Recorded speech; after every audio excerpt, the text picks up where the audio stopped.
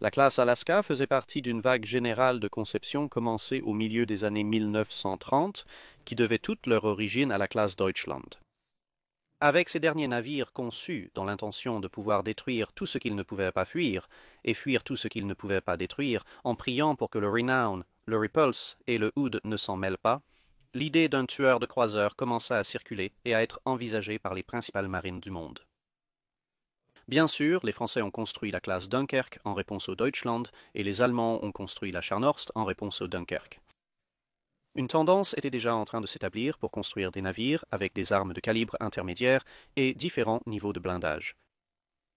Suite à l'effondrement des traités navals dès le milieu des années 1930 s'accélérant à la fin de la décennie, les Américains ont reçu des rapports spéculatifs indiquant que le Japon prévoyait sa propre classe de supercroiseurs.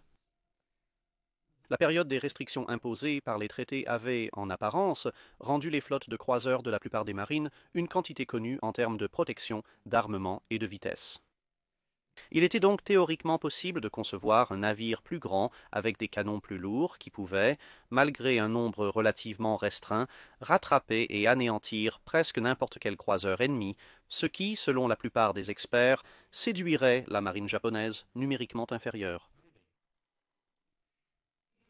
Si tout cela vous semble un peu familier, c'est parce que c'est à peu près exactement le même raisonnement qui avait présidé au développement des premiers croiseurs de bataille, et en effet, les termes supercroiseur, tueur de croiseurs et croiseur de bataille étaient tous utilisés de manière interchangeable à l'époque pour décrire ces différents navires. Il s'est avéré que les Japonais allaient finalement finaliser la conception de la classe B-65, bien que, ironiquement, ce soit en réponse à la conception américaine, puisqu'il ne semble pas avoir eu de tels projets au moment où les Alaska ont été conçus, et les Russes allaient tenter la combinaison Stalingrad et Kronstadt. Les Allemands avaient envisagé les classes P et O, et les Britanniques allaient y produire de nombreux projets, dont une version miniature du King George V original, équipé de canons de 9,2 pouces. Donc, en résumé, tout le monde s'y est mis à différents moments du milieu à la fin des années 30 et par la suite, avec de nombreux projets suivant à peu près les mêmes lignes directrices. La saison semblait ouverte pour les navires capitaux chasseurs de croiseurs et l'Amérique devait bien sûr y participer aussi. Heureusement, dans ce domaine particulier, ils avaient un certain avantage, un peu comme la flotte de haute mer avant la Première Guerre mondiale, car ils savaient que leurs ennemis potentiels avaient soit construit, étaient en train de construire ou prévoyaient de construire de tels navires. Ainsi, ils pouvaient concevoir leurs propres navires pour contrer à la fois les croiseurs de l'ère des traités et, dans une certaine mesure, les autres chasseurs de croiseurs dont ils avaient connaissance. Presque un tueur de chasseurs de croiseurs. Malheureusement, le processus de conception initiale était un exemple classique de conception par comité, ce qui a donné lieu à toute une série de projets allant, de façon assez étrange, d'une version agrandie et, si vous pouvez le croire, encore plus surarmée de l'Atlanta. Je ne suis pas tout à fait sûr de ce que cela était censé accomplir, en passant par une série de conceptions qui ressemblaient à des croiseurs de l'ère des traités légèrement agrandis, jusqu'à un navire qui déplaçait plus qu'un cuirassé de traité, mais était armé plutôt comme un dreadnought de seconde génération avec une batterie de 12 canons de 305 mm. Dans un effort pour contrôler la taille et donc le coût des navires, le Conseil général a déclaré que des niveaux de protection sous-marine équivalents à ceux des croiseurs seraient acceptables. À long terme, cela rendrait les navires très vulnérables aux torpilles, aux mines et aux impacts d'obus sous-marins pour des bâtiments de cette taille. Mais, indépendamment des conceptions étranges envisagées, la conception finale était en réalité un concept étonnamment simple, du moins sur le papier. Il suffisait simplement de prendre la configuration de base des croiseurs lourds de la classe Baltimore, de l'agrandir à environ 125%, de remplacer les moteurs par une centrale identique à celle d'un porte-avions de classe Essex et d'améliorer l'armement principal, canon pour canon, en augmentant leur calibre de 4 pouces.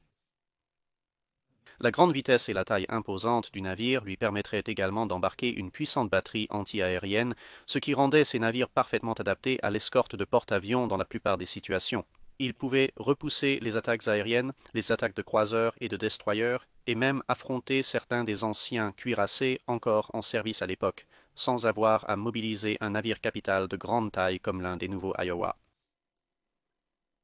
6 de ces navires furent autorisés en 1940 dans le cadre du Two Ocean Navy Act, qui, comme son nom l'indique, visait à doter la marine des États-Unis de suffisamment de puissance de feu pour mener une guerre contre deux ennemis dans deux océans différents en même temps. L'armement principal serait composé de 9 nouveaux canons de 12 pouces calibre 50 à haute vélocité, répartis en 3 tourelles triples, disposées selon la tradition désormais établie sur les navires capitaux américains, des traités et d'après-traités, avec 2 tourelles en superposition à l'avant et une tourelle unique à l'arrière. Grâce à l'utilisation de projectiles dits super lourds et de poudres améliorées, bien que la vitesse des obus ait légèrement diminué par rapport à son potentiel maximal, les canons offraient en réalité une pénétration de blindage légèrement supérieure à celle de certains des plus gros canons de 14 pouces présents sur les anciens cuirassés standards. L'armement anti-aérien, quant à lui, se composait de 12 des célèbres canons de 5 pouces calibre 38, répartis en 6 tourelles doubles, mais avec une bordée plus efficace qu'on ne pourrait l'imaginer, car une paire de tourelles était montée de chaque côté, tandis que les deux dernières étaient placées à l'avant et à l'arrière de la superstructure, offrant ainsi une puissance de feu de bordée de 8 canons. Et bien sûr, conformément à la politique américaine qui permettait à presque chaque membre de l'équipage d'exercer son droit du second amendement face à l'ennemi, 14 affûts quadruples de canons Bofors de 40 mm représentaient un total de 56 canons, auxquels s'ajoutaient 34 canons Oerlikon de 20 mm en affût simple, ce qui complétait l'arsenal du navire. Le blindage se composait d'une ceinture d'une épaisseur maximale de 9 pouces ainsi que d'un pont blindé de 4 pouces. Les navires affichaient un déplacement juste en dessous de 30 000 tonnes en charge standard et un peu plus de 34 000 tonnes en pleine charge, avec 4 hélices utilisant 150 000 chevaux à l'arbre pour propulser les navires à une vitesse comprise entre 32 et 33 nœuds, selon le navire, la charge et la météo. En 1941, lors d'une course pour mettre à l'eau autant de coques de porte-avions que possible, les navires ont vraiment échappé de peu à une conversion en porte-avions, cette tâche revenant finalement à un certain nombre de croiseurs légers de classe Cleveland inachevés. Cela était principalement justifié par le fait que convertir les Alaska prendrait en réalité autant de temps, voire plus, que de construire un tout nouveau porte-avions de flotte, et que le manque de protection sous-marine significative était défavorable par rapport à la classe Essex, surtout à la lumière de l'expérience de guerre où presque toutes les pertes de porte-avions américains avaient impliqué les torpilles comme facteur déterminant. En tant que compromis entre croiseurs et cuirassés, il n'était ne pas jugé digne de porter des noms d'État, mais était aussi trop important pour porter des noms de villes. Il fut donc finalement décidé de nommer les navires d'après des territoires américains. Les navires prévus étaient Alaska, Guam, Hawaï, Porto Rico, Samoa et Philippines, ce dernier étant techniquement un Commonwealth. Cependant, même la puissante industrie de guerre américaine avait en réalité ses limites, et une pénurie d'acier de qualité pour navires capitaux ainsi que de grandes cales de construction signifiait que seuls les deux premiers furent lancés rapidement à la fin de 1941 et au début de 1942 à Hawaï, ne commençant sa construction que près de 2 ans plus tard. Au moment où la construction des 3 derniers devait commencer, la majeure partie de la flotte de croiseurs de la marine impériale japonaise formait déjà une série de récifs artificiels intéressants, principalement grâce à l'attention des aviateurs et sous-mariniers américains. Et les redoutés tueurs de croiseurs japonais n'avaient finalement pas vraiment vu le jour. Ces navires n'avaient pas d'objectif spécifique, car pour un tiers de plus, on pouvait avoir une classe Iowa avec plus de canons antiaériens, une capacité de ligne de bataille complète, un meilleur blindage et une protection sous-marine supérieure, donc une plus grande capacité à soutenir la flotte.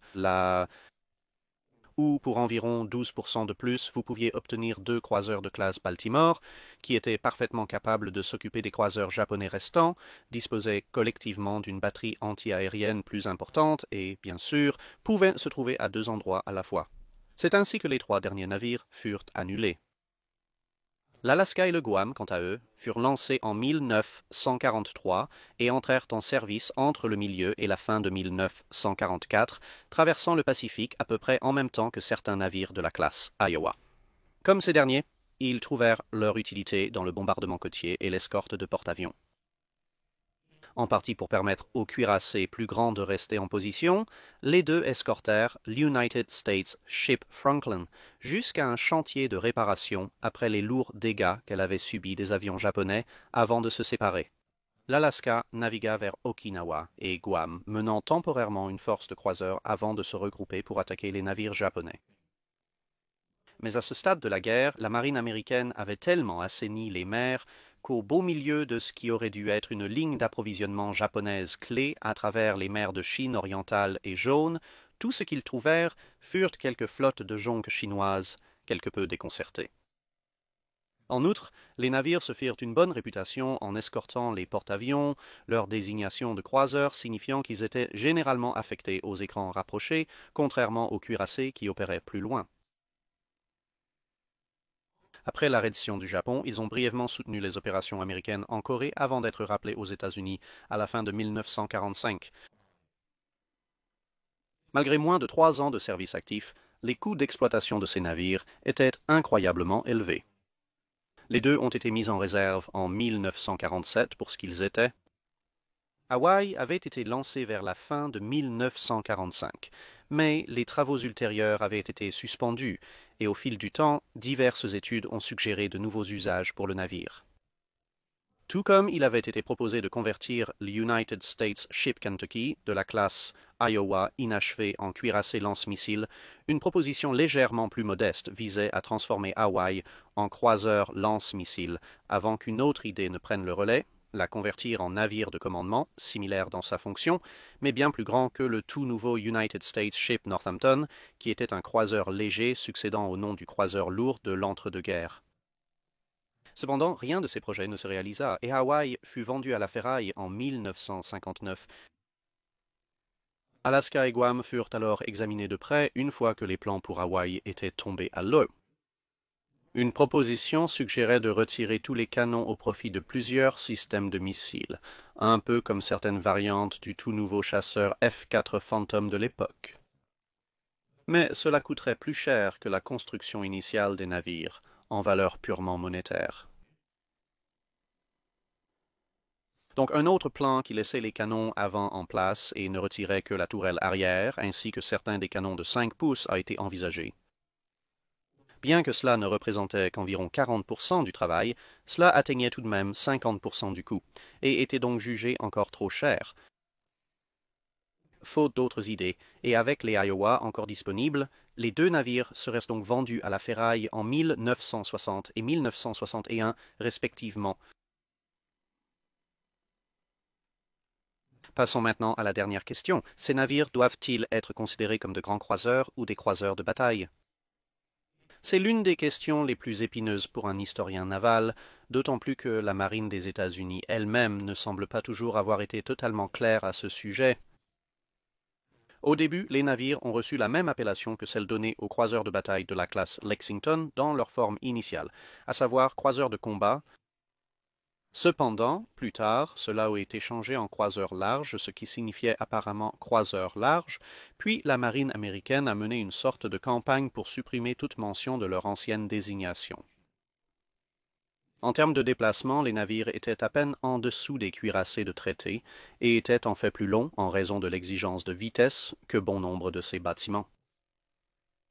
Certains des arguments avancés d'un côté ou de l'autre sont également autocontradictoires. Par exemple, le fait que la conception soit une version agrandie du croiseur de classe Baltimore est utilisé pour justifier la désignation de grand croiseur, mais en même temps, la classe Invincible de l'époque d'avant la Première Guerre mondiale était également une version légèrement agrandie de l'équivalent de l'époque, le croiseur cuirassé. Leur manque relatif de blindage et de défense sous-marine comparé aux cuirassés a aussi été utilisé pour justifier l'idée de grands croiseurs, mais cela n'était pas non plus inhabituel sur les croiseurs de bataille. Le pourcentage du déplacement consacré au blindage était similaire à celui des Lexington, inférieur à celui des cuirassés ou même du His Majesty's Ship Hood, mais bien supérieur à celui des Invincible. Il y a aussi la mission à prendre en compte. Comme nous l'avons mentionné au début, les Alaska ont été explicitement conçus pour traquer et détruire des croiseurs plus petits et moins bien équipés, avec une capacité supplémentaire ajoutée plus tard dans le processus de conception pour combattre d'autres tueurs de croiseurs similaires, ce qui était aussi exactement le profil de mission des premiers croiseurs de bataille. Donc, avec tout cela, vous pourriez penser que je penche du côté de ceux qui les appellent des croiseurs de bataille. Et pendant très longtemps, vous auriez eu raison. Mais ces dernières années, j'ai en fait commencé à être davantage d'accord avec la seconde désignation de grand croiseur, principalement pour deux raisons. Premièrement, bien que les parallèles avec la classe Invincible soient assez évidents, la classe Invincible n'était pas à l'origine des croiseurs de bataille. Leur première désignation et leur profil de mission étaient ceux de croiseurs cuirassés Dreadnought, c'est-à-dire des croiseurs cuirassés avec uniquement de gros canons comme artillerie principale. Ceci ressemble beaucoup plus à une désignation de grand croiseur, puisqu'elle décrit un navire simplement plus grand, plus lourdement armé, et une version légèrement mieux protégée des conceptions courantes de croiseurs existants. Le cuirassé réduit, considéré comme la véritable forme du croiseur de bataille, n'est en réalité pas un bon argument en faveur de la désignation de grand croiseur dans sa forme la plus couramment utilisée. Car malgré le fait que les croiseurs de bataille transportaient moins de canons et moins de blindage que les cuirassés contemporains, ils étaient en réalité généralement plus longs que ces derniers. Mais d'un autre côté, défendre cette approche du cuirassé réduit, comme on le voit avec les 13,5 pouces, et la plupart des croiseurs de bataille allemands dès le début, lorsqu'on les considère du point de vue de l'utilisation des mêmes calibres de canons que les cuirassés, mais en plus petit nombre et en ayant généralement une disposition de blindage similaire, simplement avec des plaques légèrement plus fines, est probablement un bon exemple de ce que l'on pourrait appeler de véritables croiseurs de bataille qui ont succédé aux Invincibles et étaient bien mieux configurés pour affronter leurs homologues, étant sans aucun doute des navires supérieurs aux Invincibles. Ainsi, la philosophie de conception de l'Alaska, reflet de celle des Invincibles, constitue un argument assez solide en faveur du concept de croiseur agrandi. Deuxièmement, une caractéristique commune à tous les navires, qui sont réellement appelés croiseurs de bataille, par opposition aux véritables cuirassés rapides, était la similarité de leur artillerie principale avec celle des cuirassés contemporains, qu'il s'agisse de canons de 11 pouces, 12 pouces, 13 pouces et demi, 15 pouces ou 16 pouces. Cependant, bien que leur capacité de pénétration soit similaire à celle de certains anciens canons de cuirassés, le fait est que les Alaska étaient équipés de canons de 12 pouces qui ne faisaient pas le poids face aux canons de 16 pouces, 50 calibres, utilisés par leurs contemporains de la classe Iowa. Ainsi, cette similarité essentielle des croiseurs de bataille classiques est également absente. Dans l'ensemble, donc, mon évaluation personnelle est désormais que les Alaska sont plus précisément décrits en termes historiques navals comme de grands croiseurs, puisqu'ils représentent essentiellement une réinterprétation pendant la Seconde Guerre mondiale du concept de la classe invincible.